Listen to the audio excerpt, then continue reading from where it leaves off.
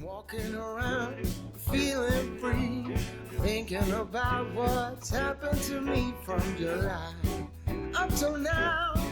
Don't know where, don't know how. Hey guys, welcome back to my channel and welcome to Bookmas Day 10. And in today's video, I'm going to be going back to something I used to do a few years ago, and I just haven't done it in a while, and I felt like doing it again in 2025, and that is a reading journal.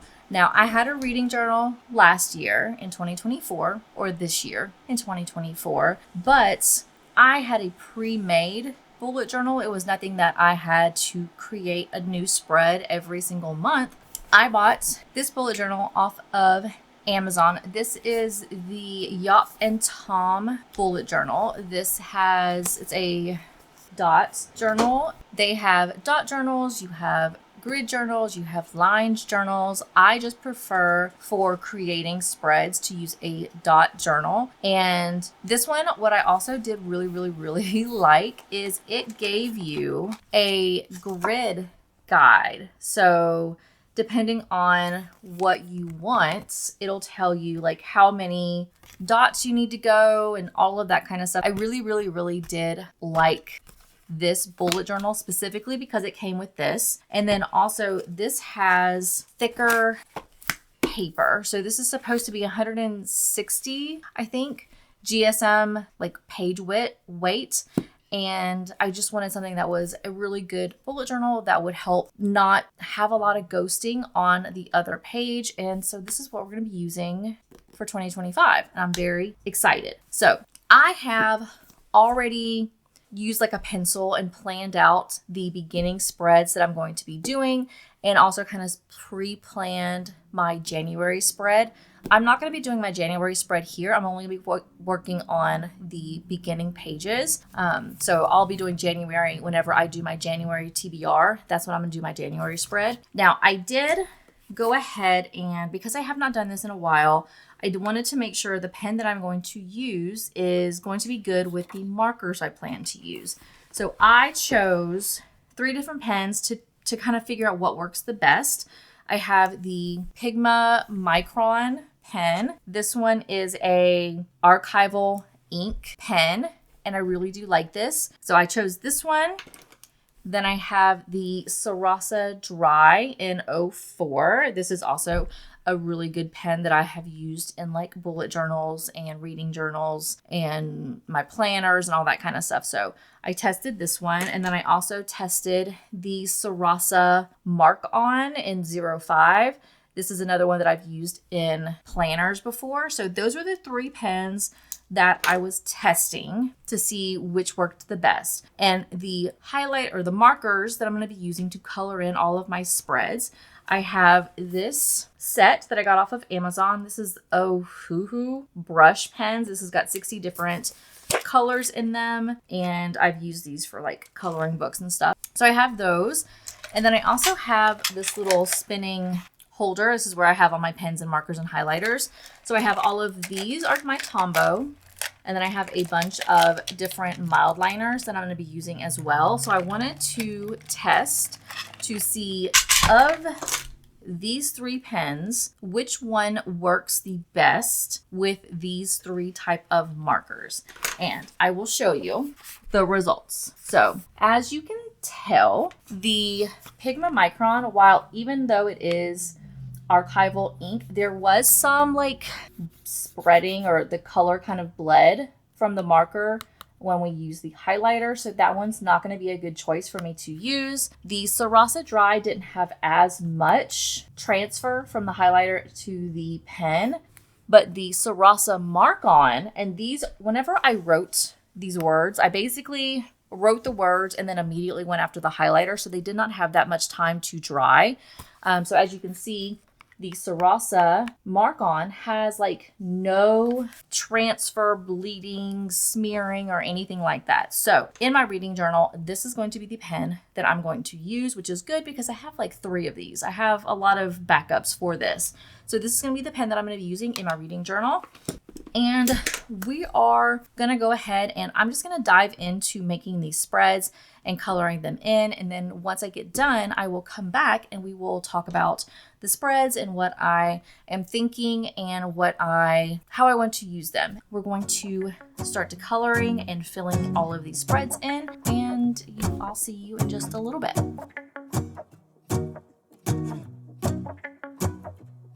Let's go outside, the snow is falling down and every child is having so much fun. The snowman is twice the size as me, with a smile as quirky as mine.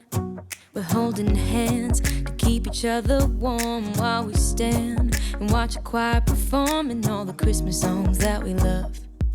Yeah, all the Christmas songs that we love. And in a while we're gonna go inside and drink our chocolate by the fire. 'Cause all I want is to spend this day with you. Let me give you a Christmas, a moment we'll fill with love and joy. So beautiful, kissing on a mistletoe, baby, with you. I don't need any presents, as long as I spend this day with you. So beautiful, kissing on a mistletoe, baby, with you. I'm back. It is many hours later. It is now very dark outside, and I have killed my battery twice, finishing up and showing me completing my reading journal. Now, I should have said at the very beginning, I have no artistic skills. I am very much a minimalist when it comes to decorations. Like, I have a little bit of decorations, but I am not a doodler. I am not a drawer. I do not have all of this creativity of like stacking stickers up on top of each other and finding like this beautiful like collage of decorations. Not me. I am very much a analytical brain and not a creative brain. So we are going to walk through all of my spreads that I did. I made them very simple. If you're looking for some ideas of what to include in your reading journal and not have a bunch of like overly complicated decorations, then this might be a really good choice for you. So we're gonna go ahead and turn to the first page, which is the year page. So this is olive mild liner, and then I also have, this is washi that I got from Jet Pens, and then I have the washi tape shop stickers. This is pet tape, I think that's what it's called. And then I have little quotes. So this is my cover page for 2025. Very simple, kind of like it. And then we have the 2025 books read. I have a goal of 120 books. So these are all sized to just about 1.5 inches high and 1 inch wide. That's kind of what I'm going to be cutting out my book covers as. So I have 120 spaces. Actually, I think I might have a little bit more spaces, but what I ended up doing is I have 2025 here, and then at the very end I have books read. And so I think they're called Dutch doors potentially, but it's essentially so that way I always have the header up top and I can flip this way. So that is my 2025 books read. And then I just did using that olive mild liner, I did like a line around the bottom and then on the right hand side of all of my boxes, just to give a little bit of shading, sort of, just a little something extra. Then I have my 2025 library, and I think I have 125 spots. I can't remember. I just started drawing at one point and I don't remember how many books I had on here, but I know I have at least 120, but I think I might actually have like 125 or so. Not quite sure. And then I have at the very top the DNF, the 1-star, 2-star, 3-star, 4-star, 5-star, and then above it I have the Tombow number that coincides with that color, so that way I'll know which color to pick from, because I do have a bunch of Tombow. So I have this spread, and then this is the second page of that library, and then I have the A to Z challenge, and I just ended up using the olive color to highlight where I'm supposed to be filling in the book title for the alphabet. And then I have book bingo, and again I had the washi tape shop, some stickers that went with that.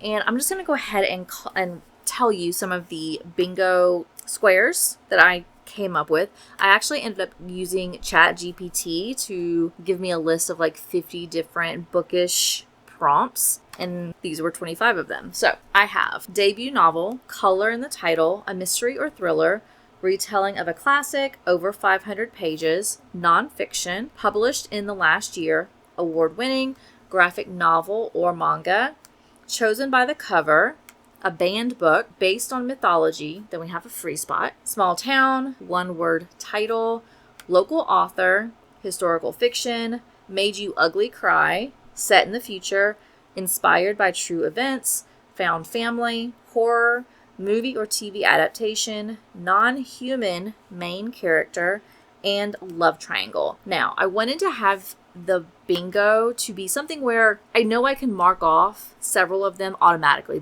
I know I can easily do some of these, but I wanted to have some that were going to be a little bit challenging and maybe outside of my comfort zone, such as horror. I don't read horror, and so that I'm going to have to actually make myself go outside my comfort zone to try to read a horror book to check off that box.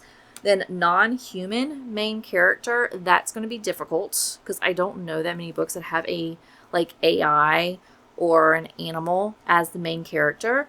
But those are all of my book bingos. And I do have a note at the bottom that I can only use one prompt per book. So for example, if I'm reading a like Elsie Silver book, I can't choose Found Family and Small Town at the same time. Like I just can't do that.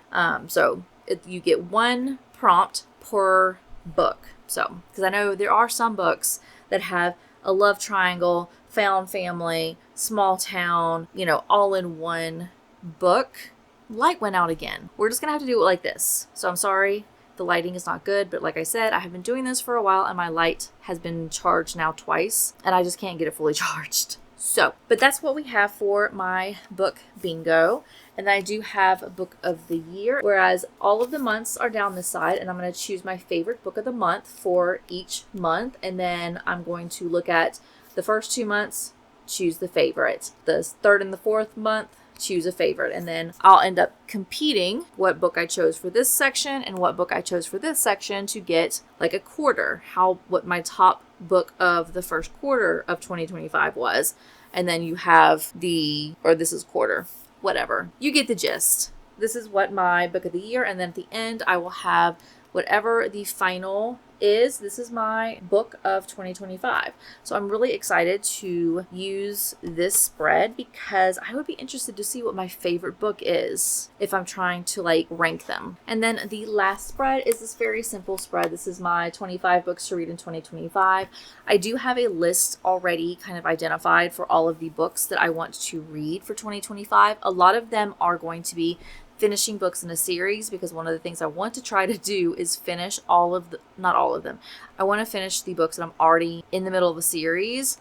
I want to try to hit those first and then also kind of read up all the books that I have on my bookshelf. So I already have a list of all the books that I want to read in 2025, and I'm going to go ahead and jot them down shortly. And then I have this column right here that as soon as I read that book, I'm just going to do a check mark just so I can know that I have read that book. And that is all of the spreads. And honestly, if it wasn't for this spread, I would have been done with this reading journal so much faster, but this one spread took so long to draw all those little boxes. And then also this spread with the library, it took even more time to get that done too. So, but I'm glad it is finally done. And now all I have to do is do my January spread, which I'm going to be doing in the next couple of weeks because I'm going to be doing my January spread when I do my January TBR. So I'm very excited to actually start using this book in 2025, and so far I'm really enjoying it. So I'm excited to see how this evolves throughout the year. And with that, thank you so much for watching. Please drop me a comment down below and let me know if you are making a reading journal for 2025 and what spreads are you using in the first part of your reading journal. Like, are you using the 25 books to read in 2025? Are you using a library? Are you using a bingo? Let me know what spreads you're using. I'd be really interested to see what you guys are doing. So with that, I will see everybody in my next video. Bye.